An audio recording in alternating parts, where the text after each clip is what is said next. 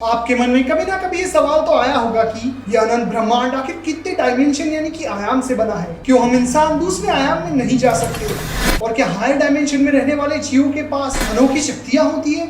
आइए जानते हैं इस वीडियो में।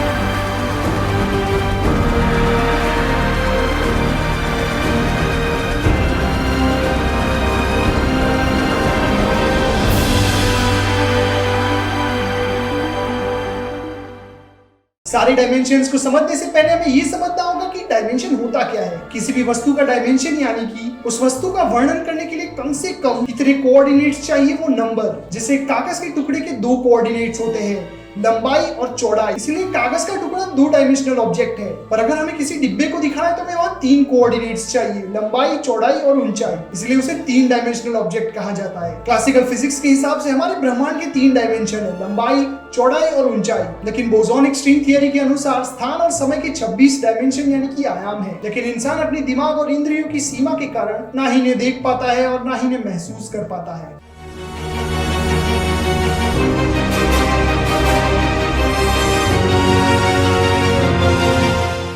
सारे डायमेंशन में पहला है जीरोथ डायमेंशन। जीरोथ डायमेंशन में रहे ऑब्जेक्ट की कोई लंबाई, चौड़ाई या ऊंचाई नहीं होती। उदाहरण के लिए एक बिंदु, अगर कोई जीरोथ डायमेंशन में रह रहा है तो उसका वहां पे कोई शरीर या आकार नहीं होगा और ना ही वो किसी दिशा में मूव कर पाएगा। जीरोथ डायमेंशन को जियोमेट्री में एक बिंदु से दिखाया जाता है।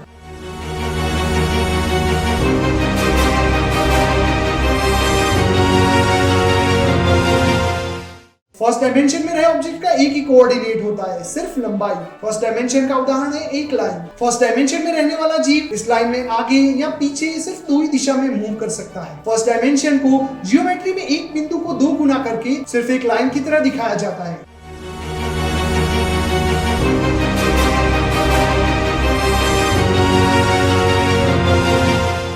सेकेंड डायमेंशन या 2D ऑब्जेक्ट चपटे होते हैं, जैसे कि स्क्वायर, ट्रायंगल या सर्कल। इनके दो कोऑर्डिनेट्स होते हैं, लंबाई और चौड़ाई। सेकंड डायमेंशन में रहने वाला जीव सिर्फ चार दिशाओं में ही मूव कर सकता है। सेकंड डायमेंशन में रहने वाला जीव अगर कोई 3 डायमेंशनल ऑब्जेक्ट को देखेगा तो वो उसकी एक परत को ही देख पाएगा जो उसके 2D प्लेन के साथ संपर्क में होगी। इसका मतलब है कि एक डायमेंशन में रहने वाले जीव के लिए उससे ज्यादा डायमेंशन में रहने वाला जीव कहीं से भी आ जा सकता है। वो चाहे तो अपना आकार बदल सकता है, कुछ भी बन सकता है। लोअर डायमेंशन में रहे जीव के लिए कोई जादू के जैसा होगा, पर हायर डायमेंशन में रहे व्यक्ति के लिए एक आम बात होगी। सेकंड डायमेंशन यानी कि दूसरे आयाम में बिंदुओं की संख्या पहले आयाम से 2 गुना हो जाएगी, यानी कि 4, जिससे एक समतल का निर्माण होगा। यानी कि सेकंड डायमेंशन यानी कि दूसरे आयाम को जियोमेट्री में एक समतल से दिखाया जाता है।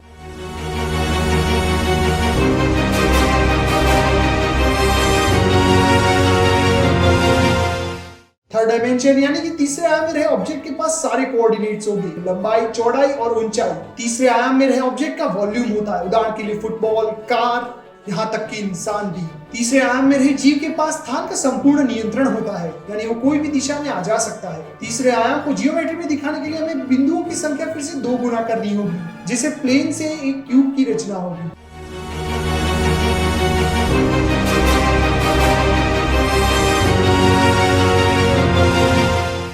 आइंस्टाइन के मुताबिक समय चौथा आयाम है। फोर्थ डायमेंशन में रहने वाले जीव कभी भी भूतकाल या भविष्य में आ जा सकते हैं, और इतना ही नहीं, वो भूतकाल में जाके अपने द्वारा लिए गए फैसलों को भी बदल सकते हैं, जो हम 3 आयाम में रहने वाले इंसान नहीं कर सकते, क्योंकि हम इंसान समय में सिर्फ आगे ही जा सकते हैं। इसे हम एक उदाहरण से समझते हैं। मान लो कि ये चौथे आयाम में रहने वाले जीव की समय रेखा है। T1 उसका वर्तमान है और T2 उसका भूतकाल है। उस जीव ने T2 समय पे एक दोस्त बनाया जिसका नाम है पंकज। अब हम 3 डायमेंशन में रहने वाले लोग समय में पीछे जाकर अपने द्वारा लिए गए फैसलों को नहीं बदल सकते, लेकिन 4th डायमेंशन के जीव T2 पे जाके ये फैसला बदल सकते हैं। ये फैसला कर सकते हैं कि पंकज नाम के लड़के से नहीं बल्कि अंकित नाम के लड़के से दोस्ती करेंगे, जिससे एक नई समय रेखा बन जाएगी जिसमें 4th डायमेंशन के जीव का दोस्त अंकित होगा। लेकिन 4th डायमेंशन में कोई पैरेलल वर्ल्ड का अस्तित्व नहीं है, जिससे पंकज वाली टाइमलाइन पूरी तरह खत्म हो जाएगी। 4th डायमेंशन को जियोमेट्री में 3rd डायमेंशन के पॉइंट को दुगना करके दिखाया जा सकता है, जिससे एक टेसरेक्ट का निर्माण होता है। टेसरेक्ट एक 4th डायमेंशनल ऑब्जेक्ट है।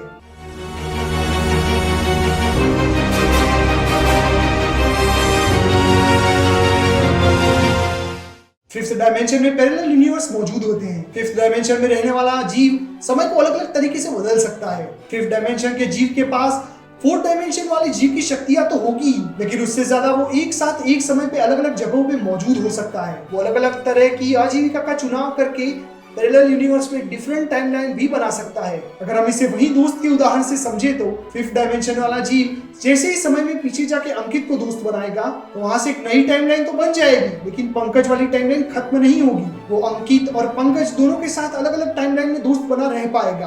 पर फिफ्थ डायमेंशन यानी कि पांचवें आयाम में भी एक समस्या है। जो व्यक्ति अंकित का दोस्त होगा वो सीधा उसी समय पर जो व्यक्ति पंकज का दोस्त होगा उससे नहीं मिल पाएगा। फिफ्थ डायमेंशन को जियोमेट्री में फोर्थ डायमेंशन के बिंदुओं को 2 गुना करके दिखाया जा सकता है।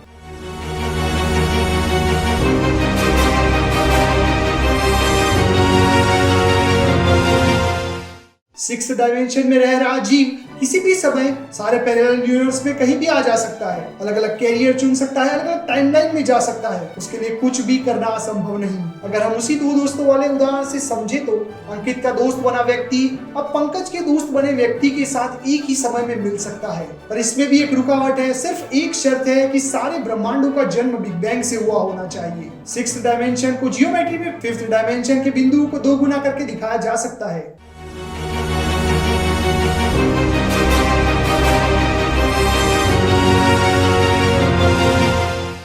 सेवंथ डायमेंशन में रहे जीव के पास सिक्स डायमेंशन वाली सारी शक्तियां होगी और उससे भी कहीं ज्यादा शक्तियां होंगी। इन शक्तियों से जिन ब्रह्मांड का निर्माण बिग बैंग से नहीं हुआ वो उन ब्रह्मांड में भी जा सकता है और अपने आप से मिल सकता है एक ही समय पर। सेवंथ डायमेंशन को भी जियोमेट्री में सिक्स डायमेंशन के सारे बिंदुओं को 2 गुना करके दिखाया जा सकता है।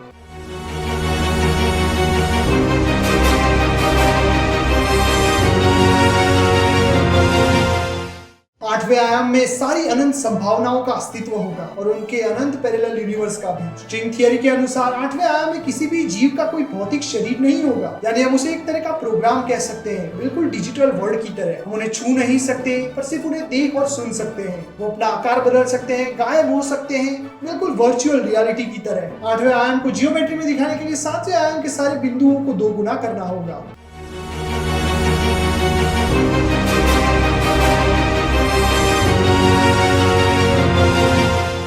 नौवें आयाम में अनंत ब्रह्मांड अस्तित्व में होंगे जहां उनके अपने फिजिक्स के नियम होंगे और उनका जन्म भी अलग अलग तरह से हुआ होगा। वहां एलियंस और दूसरी सभ्यताएं एक साथ रह रही होगी बिना एक दूसरे को पता चले। इनके पास कोई फिजिकल फॉर्म तो नहीं होगा पर ये किसी भी समय किसी भी स्थान पे आ जा सकते हैं। 9 डायमेंशन को भी जियोमेट्री में 8 डायमेंशन के बिंदुओं को 2 गुना करके दिखाया जा सकता है।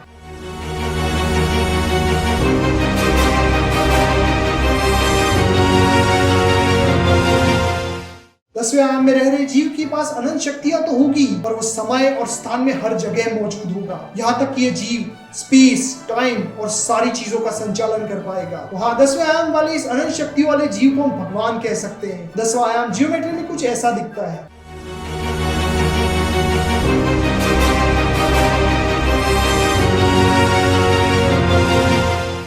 जब सुपर स्ट्रिंग थियरी की खोज हुई तो कई सवाल उठे कि ये 10 आयाम में संभव ही नहीं है। तो वैज्ञानिकों ने इस सवाल का जवाब देने के लिए 11वें आयाम का परिचय दिया। सुपर स्ट्रिंग थियरी के अनुसार ब्रह्मांड में सारी चीजें एक आयाम वाली असीम रूप से छोटी कंपन करने वाली रूप से बनी है जिसे स्ट्रिंग कहा जाता है। सारे सब एटॉमिक पार्टिकल स्ट्रिंग से बने हुए हैं। स्ट्रिंग के कंपन की फ्रीक्वेंसी किसी भी पदार्थ के द्रव्यमान के लिए जिम्मेदार है। पर स्ट्रिंग थियरी 2 बड़े सवालों का जवाब नहीं दे पाती। वो है कि स्ट्रिंग्स किससे बनी है और कहां से आई है। इन स्ट्रिंग्स का साइज 10 की पावर -33 सेंटीमीटर जितना है जो काफी छोटी है। उदाहरण के लिए अगर हम परमाणु को ब्रह्मांड जितना बड़ा कर दे तो ये स्ट्रिंग सिर्फ एक पेड़ जितनी ही होगी। बस हम 11th डायमेंशन के बारे में इतना ही जानते हैं जिसे जियोमेट्री में ऐसे दिखाया जाता है। उम्मीद है कि आपको आपके आयामों से संबंधित सारे सवालों के जवाब मिल गए होंगे। मुझे आज तक सुनने के लिए धन्यवाद। मिलते हैं ऐसी किसी लंबी वीडियो में, तब तक के लिए गुड बाय, टेक केयर।